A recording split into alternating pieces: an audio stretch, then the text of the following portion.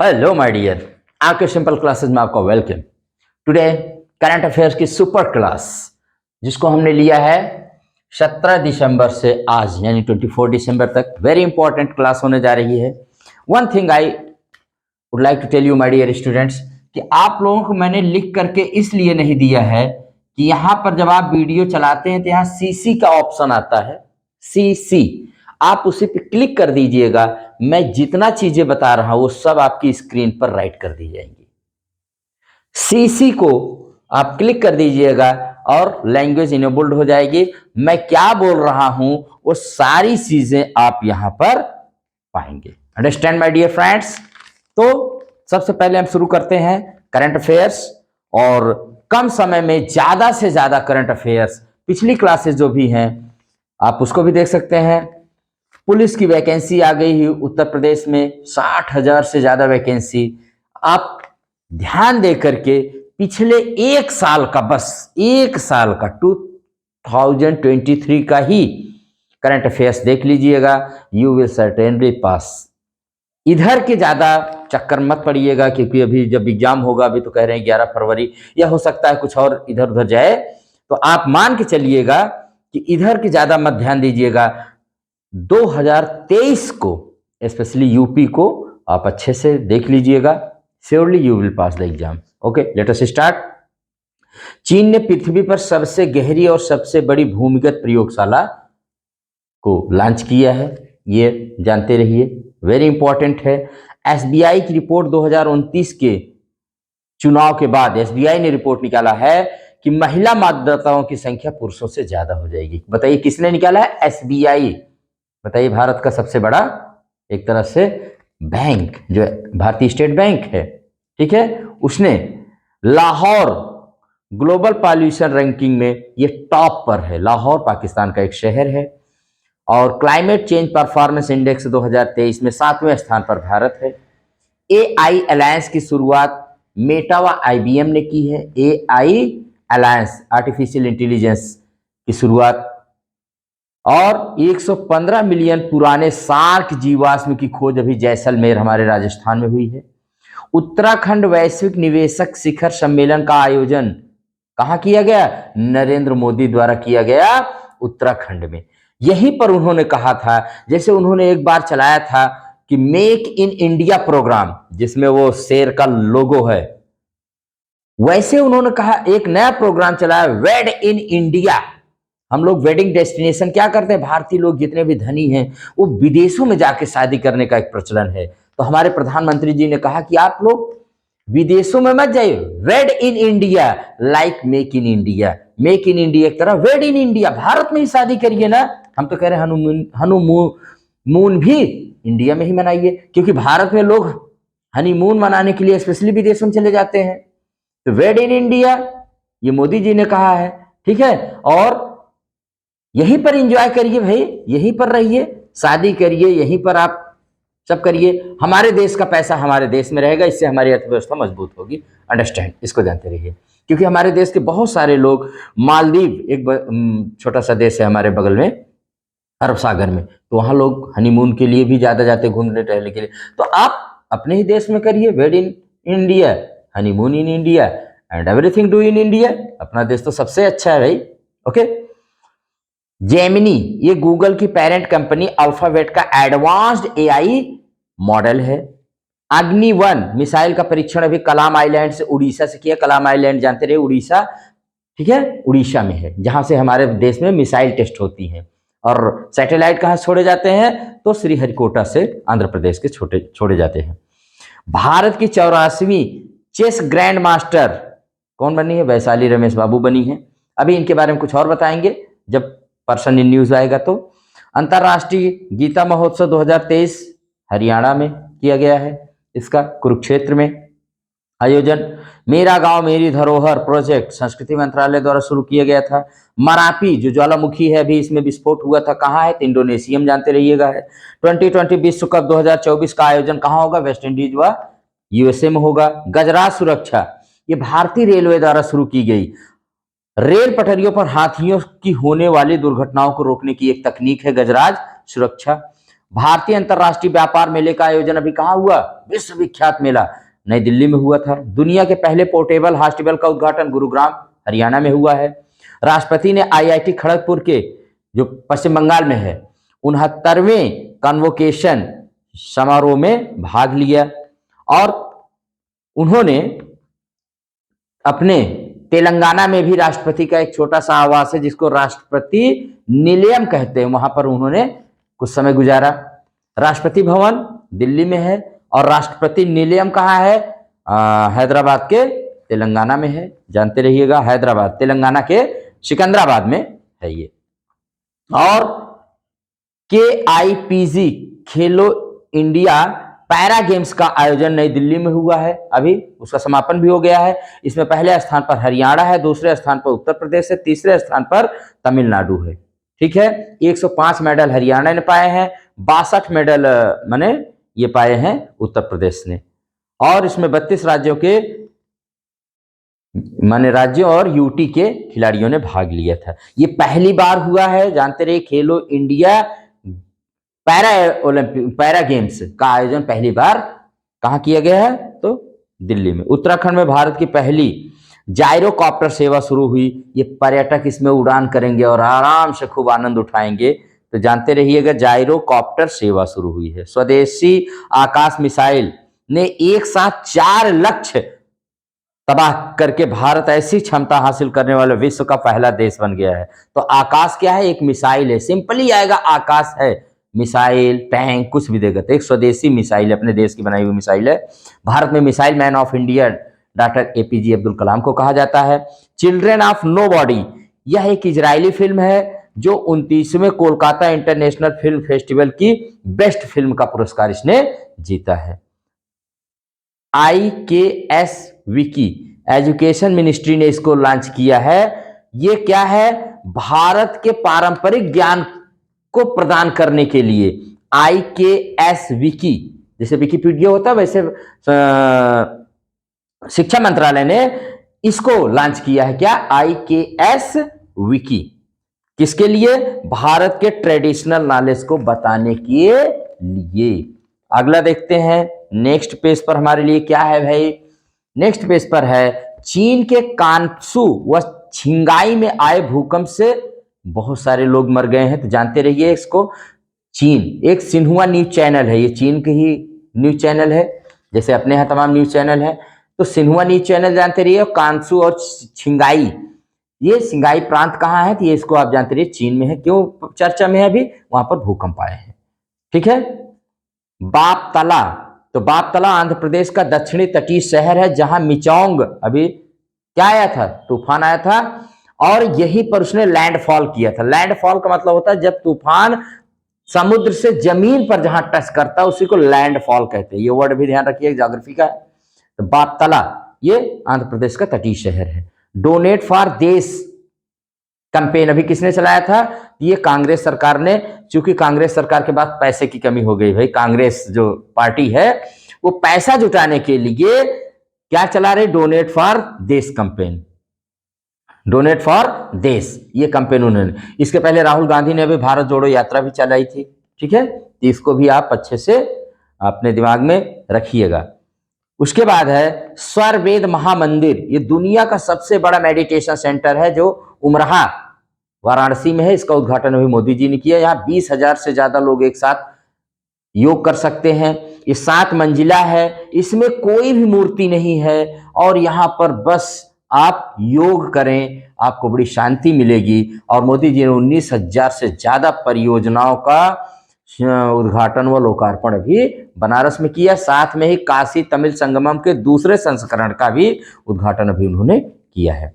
JN.1 ये corona का नया ओमिक्रॉन वेरिएंट है। WHO ने इसे वेरिएंट ऑफ इंटरेस्ट की श्रेणी में रखा है क्योंकि ये बहुत तेजी से फैल रहा है, लेकिन कह रहा है कि बहुत खतरनाक नहीं है, लेकिन जागरूक रहने की जरूरत है। तो JN.1 जानते रहिएगा। SBI ने सौर ऊर्जा को बढ़ावा देने हेतु जर्मन विकास बैंक KfW के साथ 70 मिलियन यूरो 630 करोड़ रुपए का लाइन ऑफ क्रेडिट का किया समझौता। अंगोला जो है ओपेक ओपेक जो होता है तेल निर्यातक देशों का एक समूह है जिसका फुल फॉर्म होता है organisation of the petroleum exporting countries. ये 13 देशों का समूह है, लेकिन अंगोला ने अभी इसको छोड़ दिया जिसने 2007 में इसको ज्वाइन किया है। तो अब यह 12 देशों का क्या रह गया, संगठन रह गया।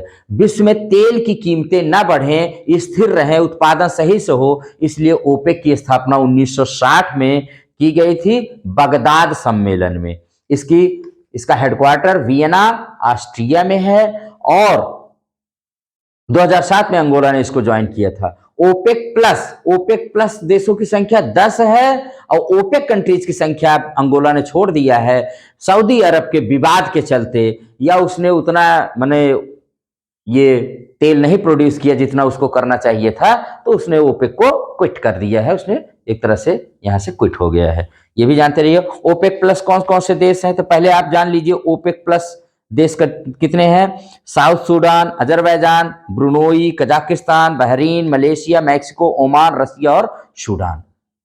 अंगोला जो है दूसरा अफ्रीका का सबसे ज्यादा ये तेल प्रोड्यूस करने वाला कंट्री था, तो इसने ओपेक को अभी छोड़ दिया है।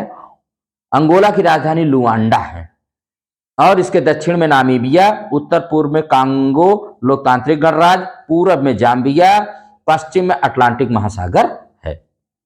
इसको आप अच्छे से, ओपेक की सदस्यता हर वह देश ले सकता है जो तेल का बहुत बड़ा निर्यातक हो। अंडरस्टैंड? इतना बहुत जानकारी है इसके लिए। अभी 12 देश इसके मेंबर रह गए अंगोला को छोड़ने के बाद। यूएन ने 2023 को इंटरनेशनल ईयर ऑफ मिलेट्स घोषित किया था भारत के कहने पर, जबकि 2024 को बोलीविया के अनुरोध पर, प्रपोज करने पर इसको क्या घोषित किया है, इंटरनेशनल ईयर ऑफ कैमेलिड्स। इसमें ऊंटों का महत्व बताया जाएगा। अंतरराष्ट्रीय ऊंटों का वर्ष होगा 2024। सुपर इंपॉर्टेंट है ये। किसके कहने पर? बोलीविया के कहने पर। ऊंट को शिप ऑफ द डेजर्ट भी कहते हैं। ऊंट को क्या कहा जाता है? रेगिस्तान का जहाज। इसकी उत्पत्ति ऊंट कहां सबसे पहले दुनिया में पैदा हुए थे? अमेरिका में पैदा हुए थे। 90 से अधिक देशों में यह लोगों का रोजगार आजीविका का मुख्य साधन है।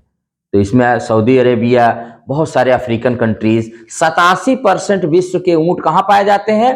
अफ्रीका में, और 13% पाए जाते हैं एशिया में। तो इसको आप अच्छे से, वेरी गुड, इसको रिमेंबर करिएगा। लीफ इरिक्शन लूनर प्राइज ये अभी इसरो को दिया गया है। इसरो जिसका संगठन, जिसको आप जानते हैं कि भारतीय अंतरिक्ष संगठन है और जिसका मुख्यालय बंगलौर में है, इसको लीफ इरेक्शन लूनर प्राइज दिया गया। किसके लिए? चंद्रयान 3 के लिए।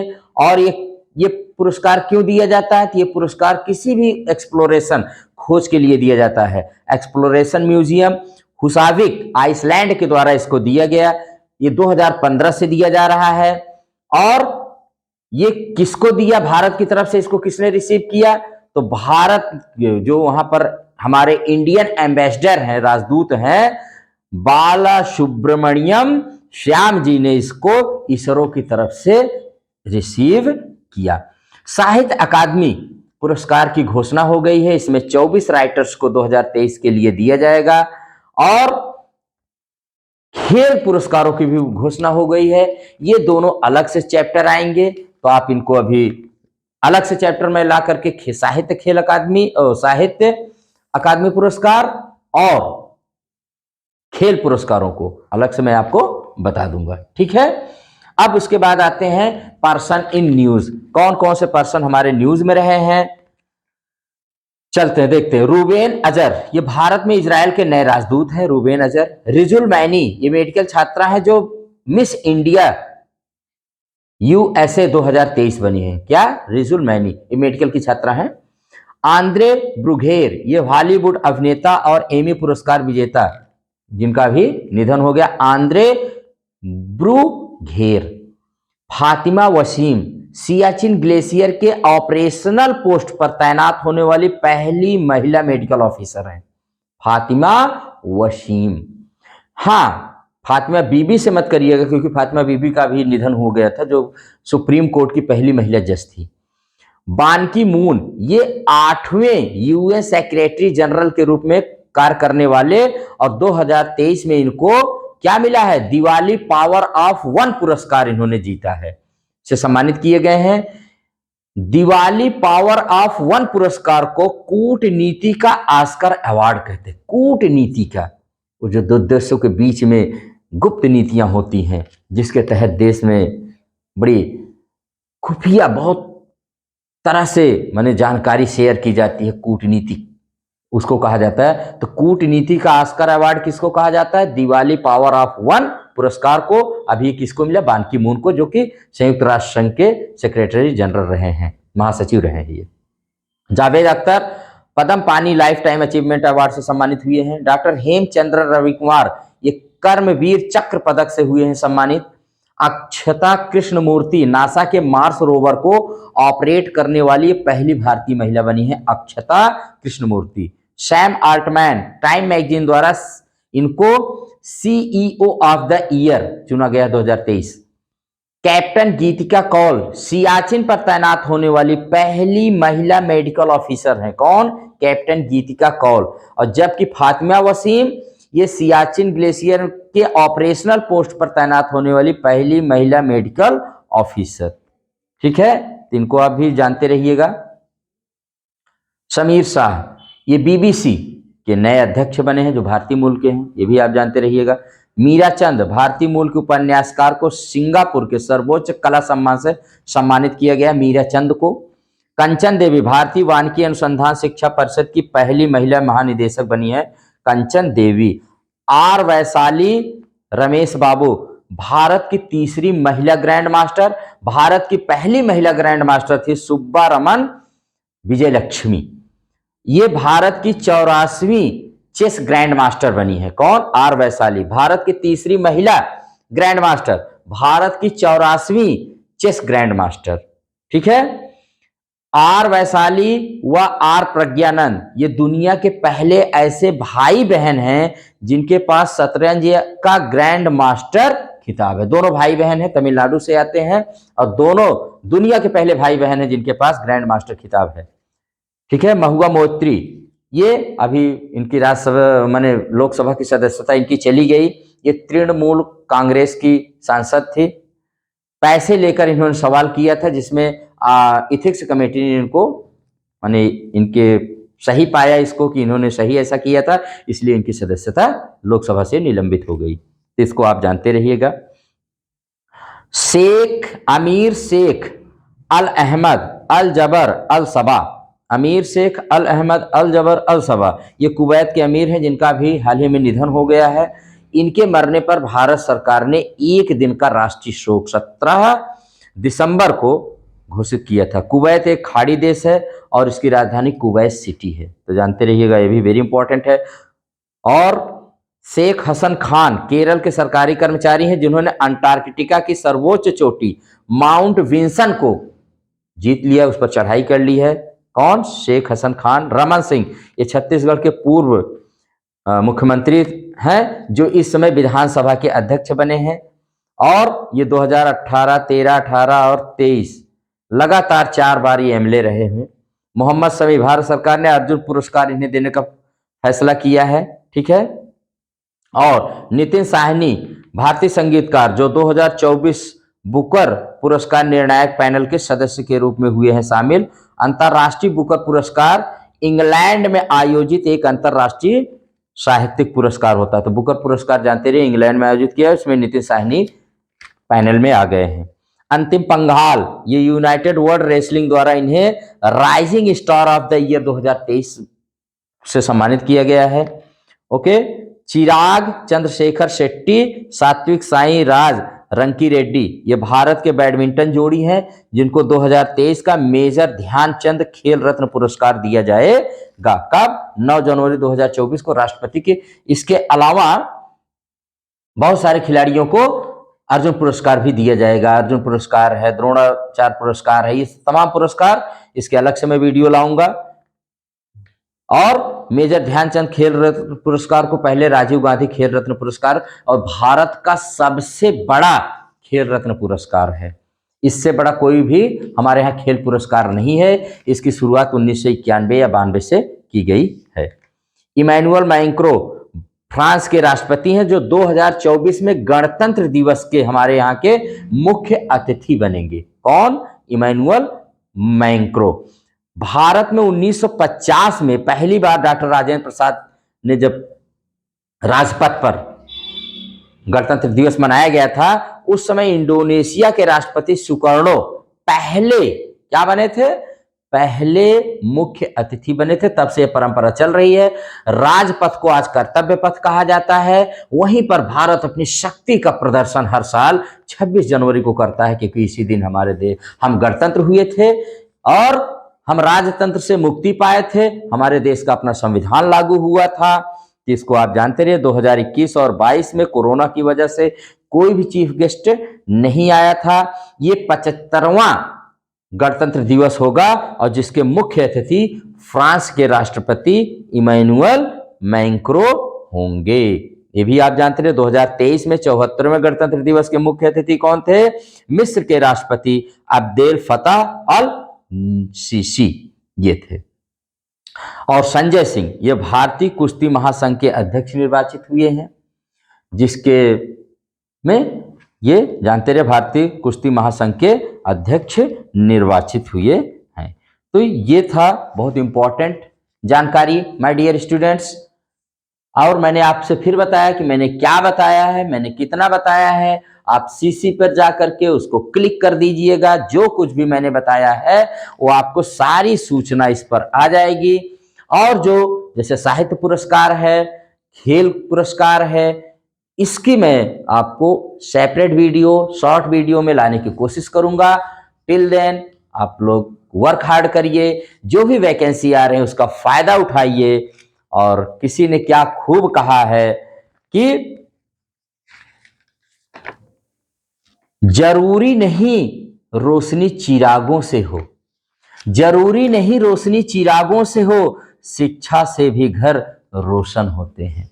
तो शिक्षा लीजिए, शिक्षा दीजिए और आप एक अच्छे नागरिक बनिए। इसी के साथ इस क्लास को यहीं पर एंड करते हैं। बहुत जल्द लेकर के आप इसको ज़्यादा से ज़्यादा लोगों में शेयर करिए। और आप इसको लिखने की अब बहुत ज़्यादा ज़रूरत नहीं है। मैं जीके, जीएस और करंट अफेयर्स के अपने वीडियो पर मैं डालता हूँ। आप कम्युनिटी में जा करके daily 2-3 question, 4 question, 5 question important मैं डालता रहता हूँ। आप वहां पर भी अपना गेस कर सकते हैं, आप अपने को टेस्ट कर सकते हैं कि मेरी तैयारी कैसे चल रही है। और आप इस चैनल को अगर चाहें तो लाइक एंड शेयर कर सकते हैं। इसी के साथ फिर हम मिलेंगे नेक्स्ट स्टेप पर, इस वादे के साथ। ये सबके लिए इंपॉर्टेंट है, for all one day competitive exam and UPSC से भी मैं कुछ टॉपिक उठाता हूं जो बच्चे यूपीएससी की तैयारी कर रहे हैं। हालांकि उनका बहुत बृहत होता है, लेकिन कहीं ना कहीं उनको हेल्प मिल सकती है। तो फिर मिलते हैं नेक्स्ट स्टेप पर। Till then thank you, be happy, keep smiling.